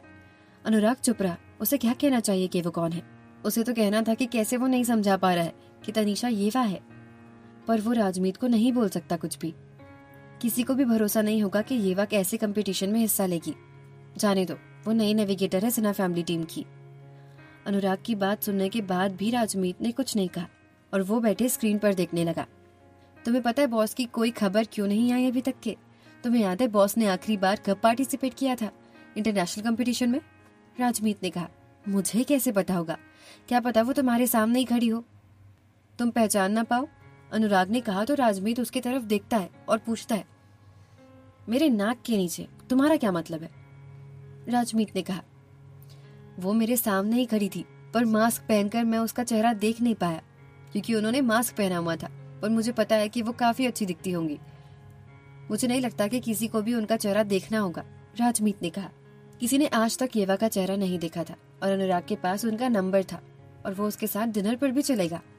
राजमीत ने अनुराग को देखा और कहा, कोई बात नहीं, तुम भी मिलोगे उनसे कभी, बस वो या तो तुम गायब ना हो जाओ। अनुराग चुप रहा। उसे राजमीत के लिए बुरा लग रहा था क्योंकि उसी ने ही सिर्फ येवा का चेहरा देखा था और राजमीत के सामने होकर भी उसे ये मौका नहीं मिल पाया। अनुराग को बहुत कुछ कहना था पर उसने कुछ नहीं कहा। अगर वो किसी और का सीक्रेट होता तो खुद को वो रोक नहीं पाता, पर ये बॉस का सीक्रेट है तो वो कुछ नहीं कर सकता। वो ऐसे नहीं कर सकता बॉस के साथ। वो मर जाएगा पर ऐसा नहीं करेगा।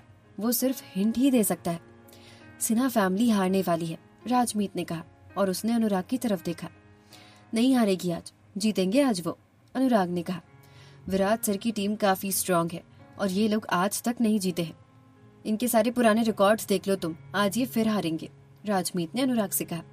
उतना खुश मत हो जाओ, चलो एक शर्त लगाते हैं, अगर सिन्हा फैमिली जीती तो बॉस का ऑटोग्राफ पोस्टर मुझे देना पड़ेगा तुम्हें, अनुराग ने राजमीत से कहा। वो जानता था कि राजमीत कभी नहीं देगा उसे वो।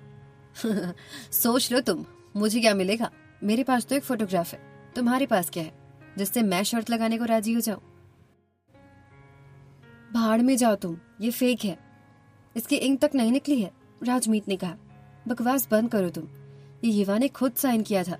और एक बात बताता हूँ मैं तुम्हें, मेरे पास येवा का नंबर भी है जो कि उन्होंने खुद मुझे दिया है, अनुराग ने हंसते हुए कहा। बॉस ने खुद साइन किया है और तुम्हारे पास नंबर भी है उनका? राजमीत का मुंह खुला का खुला रह गया था।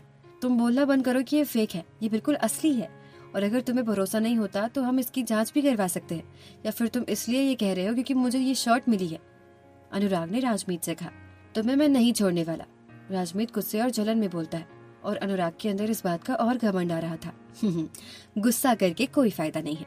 अनुराग अपनी शर्ट ठीक करते हुए बैठता है। तुम क्या छुपा रहे हो मुझसे, बताओ मुझे, राजमीत ने अनुराग से गुस्से में पूछा। हाँ, मैं क्या छुपाऊंगा तुमसे, अनुराग ने कहा। तुम्हारे पास बॉस का नंबर कैसे आ सकता है? क्या हुआ है बताओ, वरना मुझे भी बॉस का नंबर दो, राजमीत ने अनुराग से कहा। अनुराग का घमंड थोड़ा टूटा जब उसने राजमीत की बातें सुनी। वो अपनी बड़ाई करने में इतना लग गया था कि उसे ध्यान ही नहीं था कि उसने क्या बक दिया है। क्या हुआ, दो मुझे उनका नंबर, राजमीत ने कहा। नहीं, मैंने बस वो ऐसे ही कह दिया था, मेरे पास बॉस का नंबर कैसे होगा? मेरे पास सिर्फ उनका ऑटोग्राफ किया हुआ शर्ट है, अनुराग ने कहा। वो ऐसा नहीं कर सकता, बॉस के बारे में सिर्फ उसे पता है, वो नहीं बोल सकता कुछ भी, वरना वो उनका भरोसा तोड़ देगा। मुझे पता है कि तुम झूठ बोल रहे हो, तुम्हारे पास उनका नंबर कैसे होगा? राजमीत ने कहा और मुड़ने के पहले कहा। ये शर्त चालू रही, अगर आज चुनाव फैमिली जीतती है तो मैं फोटोग्राफ दूंगा, और अगर मैं जीतता हूँ तो ये ऑटोग्राफ्ड शर्ट मेरी। अनुराग ने हाँ में सिर हिलाते हुए कहा, बिल्कुल। अनुराग को पता था कि राजमीत की बहुत बुरी हार होने वाली है और वो बहुत रोने वाला है। बॉस सिन्हा टीम के नेविगेटर हैं, कौन हरा सकता है उन्हें? ये वाह है उनके साथ, तो कुछ बुरा होने से रहा। ठीक से बैठो, राजमीत अनुराग पर चिल्लाता है जब वो अनुराग को बेढंग तरीके से बैठा हुआ दिखता है। अनुराग ठीक से बैठता है और राजमीत से पूछता है, क्यों, क्या परेशानी है तुम्हें? राजमीत ने उससे अपनी घमंड भरी आवाज में कहा, मैं नहीं चाहता मेरी शर्ट खराब हो जाए, ये मेरी है। अनुराग ने कहा, जल्दी ही ये मेरी होगी। राजमीत ने उसे गुस्से में कहा। राजमीत, तुम्हें अपने घमंड का हिसाब चुकाना होगा। अनुराग ने राजमीत को गुस्से में बोला, बकवास मत करो, शर्ट निकालो और अच्छे से रखो, अपने हाथों से उसे गंदा मत करो। तुम्हें किसने कहा है ये शर्ट पहनकर रखने के लिए? राजमीत ने गुस्से में कहा।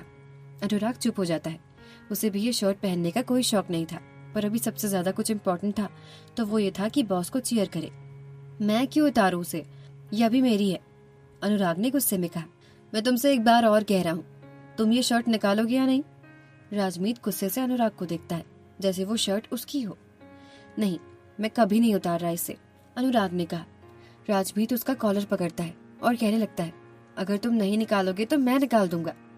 राजमीत, बंद करो ये, अनुराग ने उसे धक्का देते हुए कहा। उसी वक्त स्टार्टिंग लाइन पर जब तनीषा के मामा ने सबको कहा सबके सब गाड़ी के अंदर जाते हैं, पर तनीषा गाड़ी का दरवाजा भी नहीं खोल पाती। ये देखकर विराज मुस्कुराते हुए सोचता है, बहुत अच्छे। उसके नाना जी ने सोचा, इससे तो एक दरवाजा भी नहीं खुल रहा है। शेखर ने सोचा, क्या सही बेइज्जती है ये।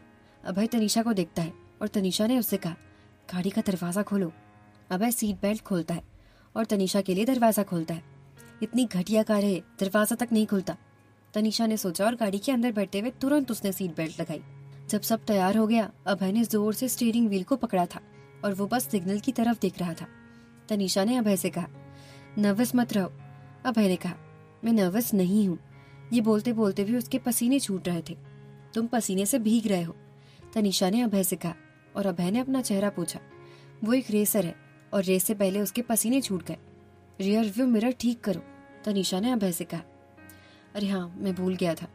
अभय ने जल्दी से रियर व्यू मिरर ठीक किया। तभी गन के चलने की आवाज आती है और रेस शुरू हो जाती है। सभी के सभी कार के साथ निकल जाते हैं, अभय की गाड़ी के अलावा। ओ नहीं, अभय ने कहा और एस्केलेटर पर पैर रखा।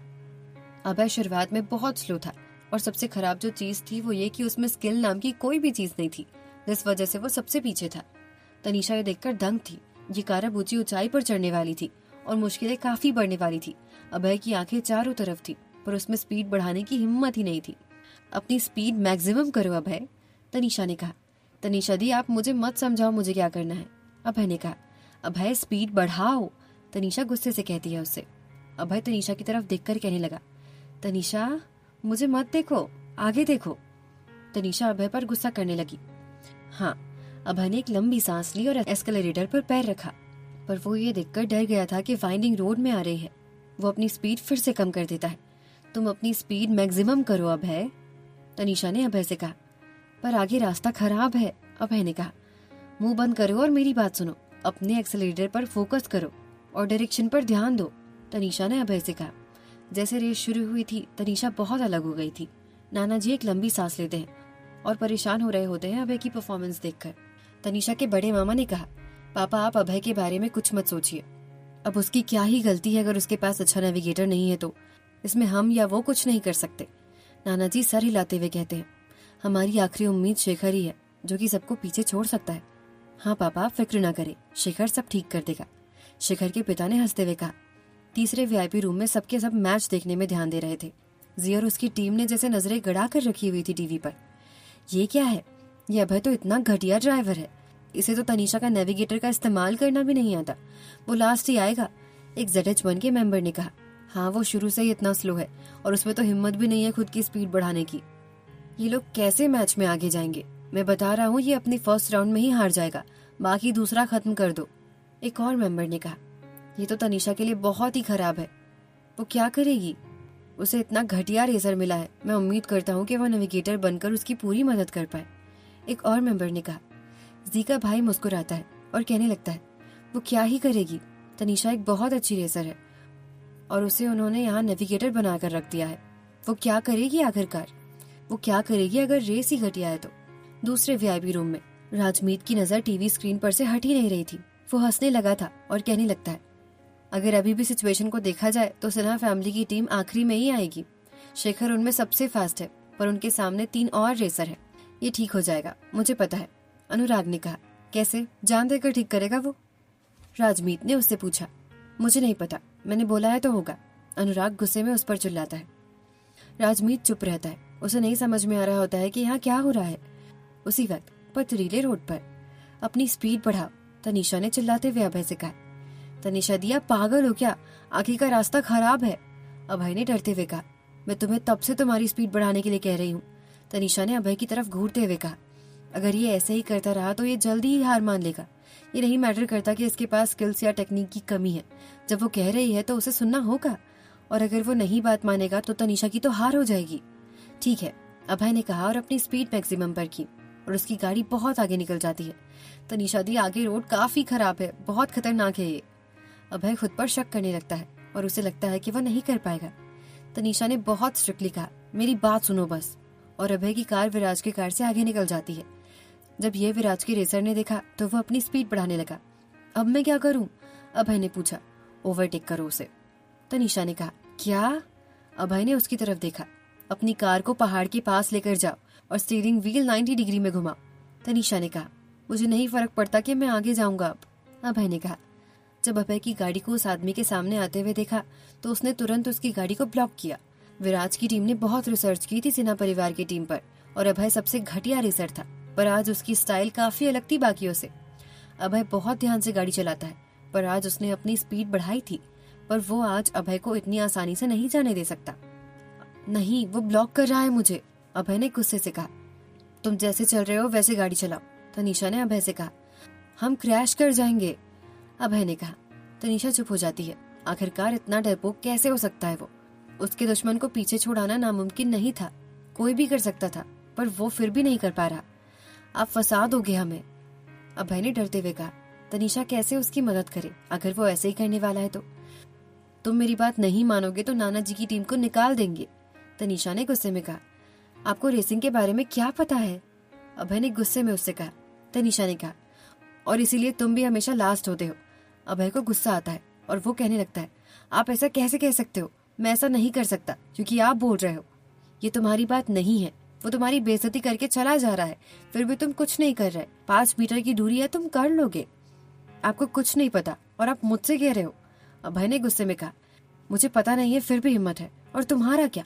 तुम में हिम्मत क्यों नहीं है करने की? तनीषा ने गुस्से में कहा, और अभय उसे देखता रह गया। आगे क्या होता है जानेंगे अगले एपिसोड में। तनीषा की बातें उसे सुई की तरह चुभती हैं और वो कहने लगता है, मेरी हिम्मत क्यों नहीं होगी? है हिम्मत? ठीक है, करके दिखाओ फिर मुझे, तनीषा ने अभय को भड़काते हुए कहा। मैं उससे आगे निकल के रहूंगा, अभय ने कहा।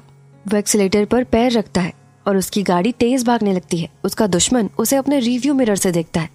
उसकी आंखें फटी की फटी रह जाती हैं और वो सोच में पड़ जाता है, क्या ये अभय मुझे ओवरटेक करके इस गैप से निकलने की कोशिश कर रहा है? उसे क्या मरने से डर नहीं लगता? उसने सोचा और वो गाड़ी को थोड़ा टर्न करे ताकि अभय की गाड़ी ब्लॉक हो सके। उसे नहीं फर्क पड़ता कि क्या होगा या नहीं, बस उसे ये देखना था कि अभय आखिर क्या कर सकता है। अभय ने जैसे ही देखा कि वो कार घुमा रहा है तो वो समझ जाता है कि उसे ओवरटेक करने नहीं देने वाला। मुझे ही हमेशा ऐसे रेस क्यों मिलते हैं? इससे मेरा रास्ता रोक लिया, अभय ने गुस्से से कहा। और तनीषा ने पूछा, और हर बार ये मुझसे आगे निकल जाता है, कैसे ओवरटेक करूँ इसे? मुझे करना होगा, कैसे भी मुझे करना ही होगा, अभय ने गुस्से में कहा। वो आज की बात को नहीं भूल सकता क्योंकि उसके परिवार के किसी सदस्य जिसे रेसिंग के बारे में कुछ नहीं पता, उसने तक उसे इतना कुछ बोल दिया है। वो भले ही कितना घटिया रेसर क्यों न हो, इस बार वो नहीं जीतने देगा किसी को, तनीषा ने उससे कहा। अपनी स्टीयरिंग व्हील थोड़ा मोड़ो। अभय चौंक जाता है और पूछता है, मोड़ दूं? मैं क्रैश कर जाऊंगा उनसे। तुम हटो, तनीषा ने उससे कहा और स्टीयरिंग व्हील पकड़ी। अभय की हिम्मत नहीं उससे कुछ पूछने की। क्लच पर ध्यान दो, तनीषा ने उससे क्लच पर ध्यान देने के लिए कहा। ब्रेक्स दबाओ जोर से, तनीषा ने कहा। आप मुझे स्पीड में ब्रेक दबाने को कह रहे हो, अभय ने कहा, और अभय काफी डरा हुआ था। उसे लगा जैसे मौत के हाथ में स्टीयरिंग व्हील हो। उसने ब्रेक पूरे फोर्स के साथ दबाई। तनीषा गाड़ी को 180 डिग्री पर मोड़ती है और कहती है, ब्रेक और एक्सेलरेटर दोनों छोड़ दो अब। अभय ने बिना कुछ पूछे वही किया जो तनीषा ने कहा। विराज का रेसर ये देखकर शॉक में था कि अभय की गाड़ी स्पीड में आती है और उसे ओवरटेक कर जाती है। ये क्या था? विराज का रेसर ये देखकर चौंक गया था। उसने बहुत बार अभय की गाड़ी रोकने की कोशिश की। सबके सब उस सिल्वर कार को देखकर काफी शॉक थे। ऐसा लगा जैसे उसका लक अच्छा था या पता नहीं क्या, कि इस स्पीड में वो बचकर ओवरटेक कर पाया। उसने कैसे किया ये? इस वक्त वो सिर्फ यही सोच रहा था, ये कहीं देखा था पहले उसने, ये कैसे हो सकता है? सारे के सारे ZH1 के मेंबर देखकर दंग रह जाते हैं। वो सबके सब जानते थे कि अभय क्या कर सकता है और क्या नहीं। समीर भी ये देखकर काफी शॉक था। ये इतना देखा देखा क्यों लग रहा है? एक ZH1 के मेंबर ने कहा, ये तो येवा के दूसरे स्टूडेंट की टेक्निक है जिसकी वजह से वो फेमस हुआ था। इसे साइड हॉरिजॉन्टल ड्रिफ्ट कहते हैं। एक मेंबर ने कहा, ऐसा कैसे हो सकता है? सारे के सारे ये देखकर काफी शॉक्ड रहते हैं। उन्हें लगा कि ये कोई घटिया मजाक है, क्योंकि उस जैसा घटिया रेसर इतनी अच्छी टेक्निक कैसे कर सकता है? ये शायद कोई कोइंसिडेंस होगा, उतना सोचने की जरूरत नहीं है, बस अच्छा लक था उसका। उनमें से एक ने कहा, कौन भरोसा करेगा उनमें से कि अभय ऐसी टेक्निक कर सकता है? ये बहुत रिस्क भरा टेक्निक होता है, बहुत चीजें देखनी होती है। सिर्फ रेसर से स्टीयरिंग व्हील घुमा ली वो नहीं होता, एक एंगल में घुमाना पड़ता है और कार पूरा कंट्रोल हो तभी करना चाहिए। अगर ये लक होता तो इतने अच्छे से वो ये नहीं कर पाता। जी की ये बात सुनकर सबके सब चुप रह जाते हैं और यहाँ ऑर्गेनाइजर्स का भी मुंह खुला का खुला रह जाता है। एक कमेंट्री देने वाले ने कहा, जैसा कि आप देख सकते हैं, सना फैमिली के एक इंसान ने अभी अभी साइड हॉरिजॉन्टल ड्रिफ्ट की है, वो भी बहुत ही शानदार तरीके से। हम सब जानते हैं कि इससे पहले अभय का परफॉर्मेंस क्या रहा है, पर आज उन्होंने बहुत ही काफी अच्छा प्रदर्शन किया है साइड हॉरिजॉन्टल ड्रिफ्ट का, बिल्कुल फर्स्ट लेवल परफॉर्मर की तरह, जो कि ये वाकई स्टूडेंट रह चुके हैं। कमेंटेटर हंसने लगा जैसे ही उसने फर्स्ट लेवल की बात की, जैसे उसे ये सब काफी अजीब लग रहा हो। अभय ने किसी बड़े रेसर की तरह टेक्निक इस्तेमाल की और उसने आगे कहा, जिस रेसर को अभी अभी अभय ने पीछे छोड़ा है वो विराज की टीम के इंसान हैं, जो हमेशा लास्ट आते हैं, पर अभय को हरा कर इस बार ऐसा लग रहा है जैसे अभय ने अपना बदला ले लिया हो। VIP रूम में राजमीत उस पूरे सीन को स्लो में देखकर चौंक गया था। उसने विराज की टीम की बहुत रेस देखी थी और वो जानता था कि अभय कितना खराब रेसर है, पर आज अभय ने इस टेक्निक को बहुत अच्छे से किया। ये कैसे हो सकता है? अनुराग हंसने लगता है और कहने लगता है, देखो मैंने कहा था ना कि आज सना फैमिली जीतेगी, अभय की वजह से ही जीतेंगे आज। ये बस एक कोइंसिडेंस था, वो कैसे अकेले साइड हॉरिजॉन्टल ड्रिफ्ट कर सकता है?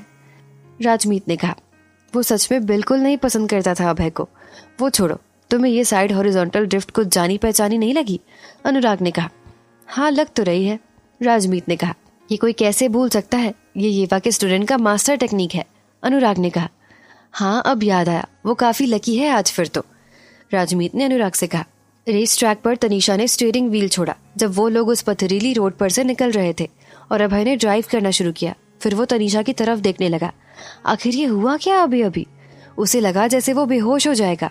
मेरी तरफ मत देखो, रोड देखो, तनीषा ने उसकी तरफ बिना देखे हुए कहा। वो लोग अब रेस की सबसे बुरी ट्रैक पर थे और वहाँ कुछ भी करना खतरे से खाली नहीं था। अभय का ध्यान रेस ट्रैक पर था ही नहीं, जो कि उसकी सबसे बड़ी गलती थी। हे भगवान तनीषा दी, मैंने क्या अभी अभी साइड हॉरिजॉन्टल ड्रिफ्ट किया? वो सच में साइड हॉरिजॉन्टल ड्रिफ्ट थी। अभय ने बहुत खुशी से कहा। तनीषा ने उसकी बात को अनदेखा किया और उसने कहा, आगे से पहला लेफ्ट और उसके बाद राइट लेना, आगे एंटर करने से पहले। फिर तनीषा ने कहा, एक बार जब रोड चौड़ी होने लगे तो 120 मीटर तक की अपनी स्पीड बढ़ा देना और फिर थोड़ी देर में आधी कर देना। बिना कुछ सोचे समझे अभय सिर्फ तनीषा की बात मानता है और बाकी कार को ओवरटेक कर लेता है। अभय काफी चौंक जाता है ये सब देखकर। तनीषा ने तो कहा था कि उसके पास नॉर्मल नेविगेटर लाइसेंस है, उसे कैसे इतने अच्छे से रोड के बारे में पता है? एक रेस में हमेशा अगर सबसे ज्यादा किसी की वैल्यू होती है तो वो होती है नेविगेटर की। वो रेसर की दूसरी आंख की तरह काम करता है उनके लिए।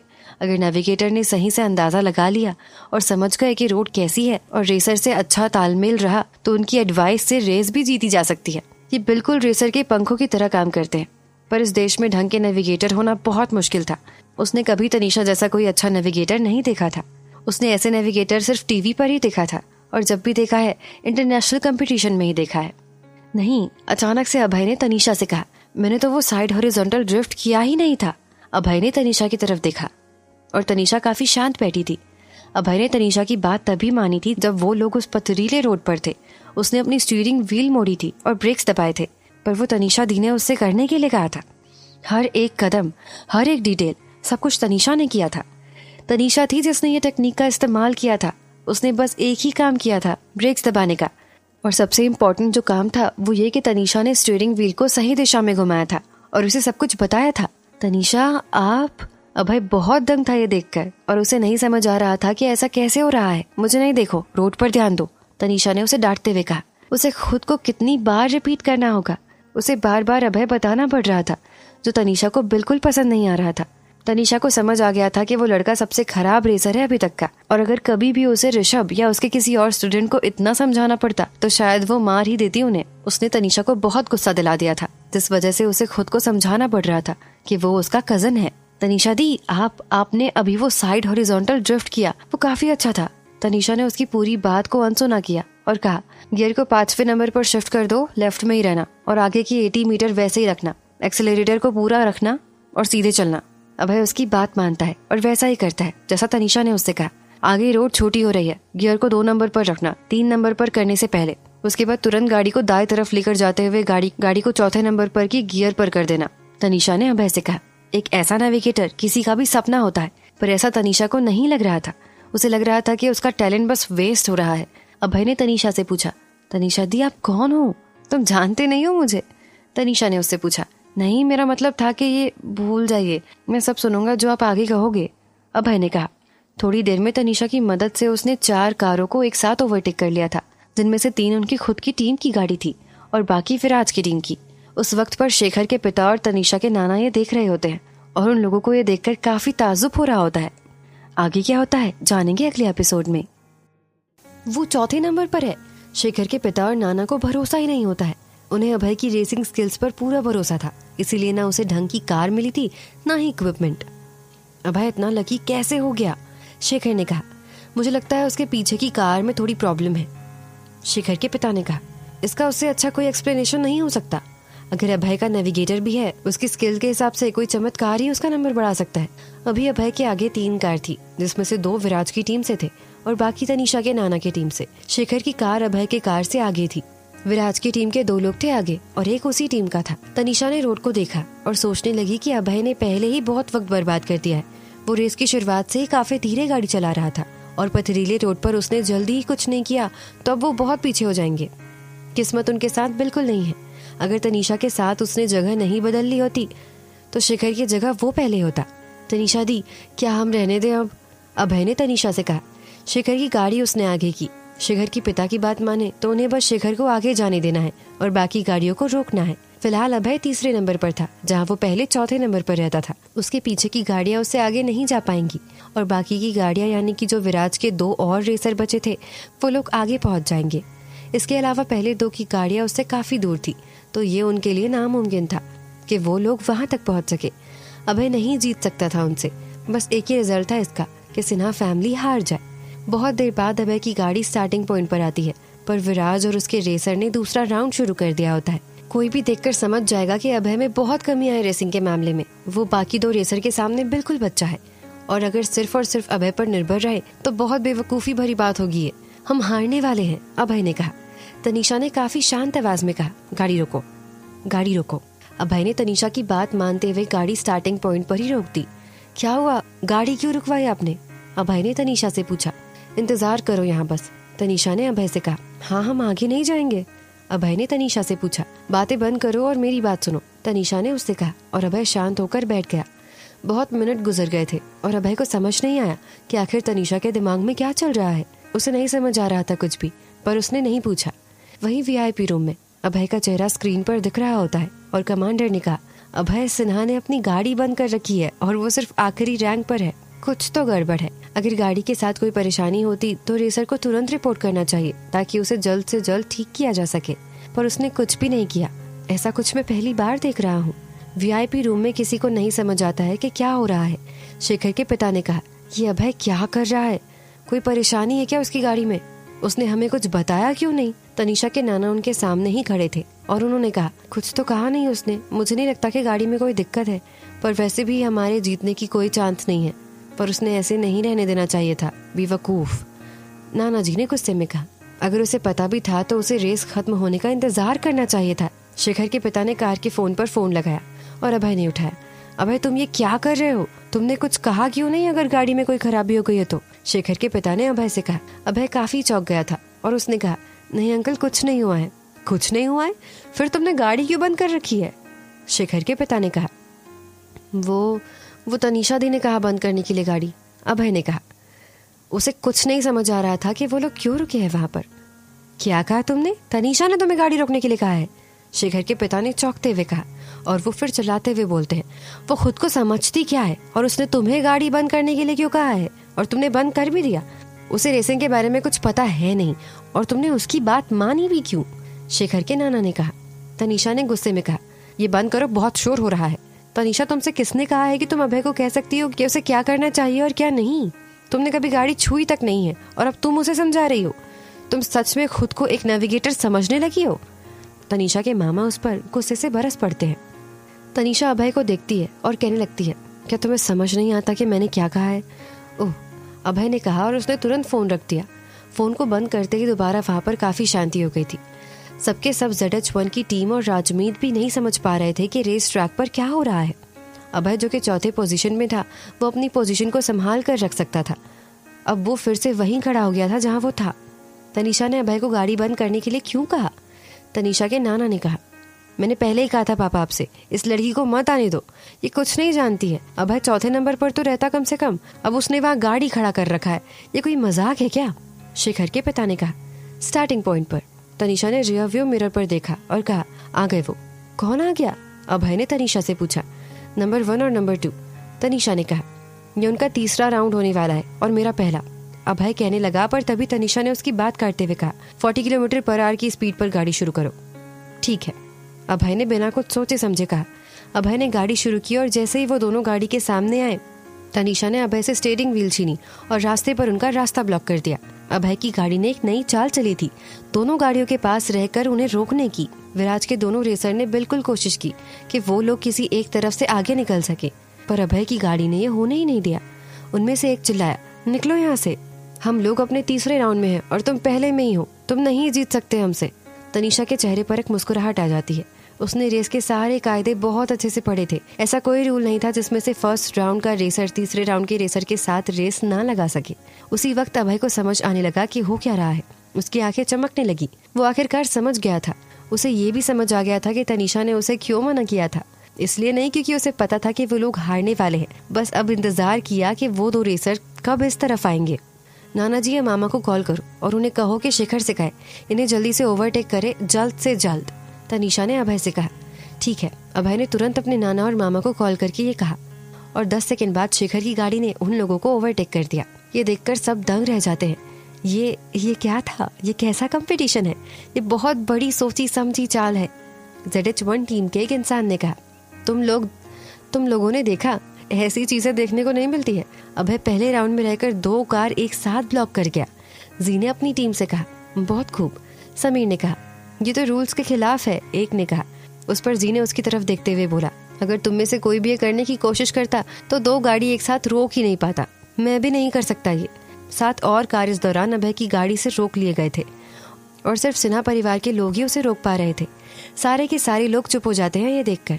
ये बहुत ही घटिया चाल है, राजमीत ने दूसरे VIP रूम से कहा। क्या कह रहे हो तुम? ये तो इससे पहले अनुराग कुछ कह सके, ये कंपटीशन के रूल कुछ ठीक नहीं है, वरना इसे चीटिंग ही माना जाता। राजमीत ने कहा। यहाँ अभय के नाना और शेखर के पिता सिर्फ शेखर को देख रहे थे क्योंकि उन्हें लग रहा था कि अभय सबका बस रास्ता रोक रहा है। आगे क्या होता है जानेंगे अगले एपिसोड में। पापा, शेखर पहले नंबर पर है, शेखर के पिता ने खुशी के मारे चिल्लाते हुए कहा। शेखर के नाना भी ये देखकर बहुत खुश थे। बाकी 2 गाड़ियां दूसरे और तीसरे नंबर पर है। स्टार्ट पॉइंट पर तनीषा अपनी स्टीयरिंग व्हील से अपना हाथ हटाती है और अभय को ब्रेक लगाने को कहती है। तनीषा दी, क्या हम इन्हें और ब्लॉक नहीं करेंगे? अभय ने तनीषा से पूछा। जरूरत नहीं पड़ेगी अब उसकी, चाहेंगे तो भी अब हमारे पास नहीं आ सकते, तनीषा ने कहा।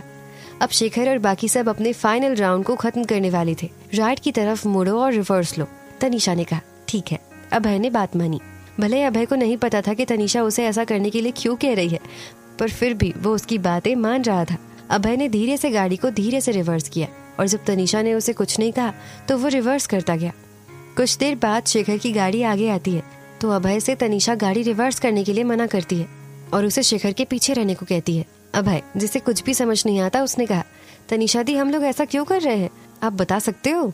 तनीषा ने अभय से कहा, शिखर के टायर अब फटने वाले हैं, जल्दी करो। हाँ, अभय ने कहा और तनीषा की गाड़ी को देखा जिसका टायर अब शेप बदल रहा था। और ये देखते ही अभय ने गाड़ी की स्पीड बढ़ा दी।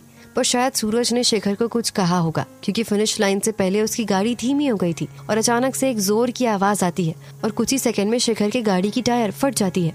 वो लोग फिनिश लाइन से कुछ सेकंड्स की दूरी पर रहते हैं। तनीषा ने अभय से कहा, उसकी गाड़ी की तरफ धक्का दो और फिनिश लाइन तक पहुंचाओ। अभय ने तनीषा को बोला और तुरंत उसकी गाड़ी को क्रॉसिंग लाइन के पास ले आया। थोड़ी देर में सारे सिन्हा परिवार के रेसर्स उनकी तरफ आकर रेसिंग लाइन की तरफ आते हैं। शिखर निकलता है अपनी गाड़ी से और वो बहुत गुस्से में होता है। अभय, तुम्हें मेरी गाड़ी को ठोकने की क्या जरूरत थी?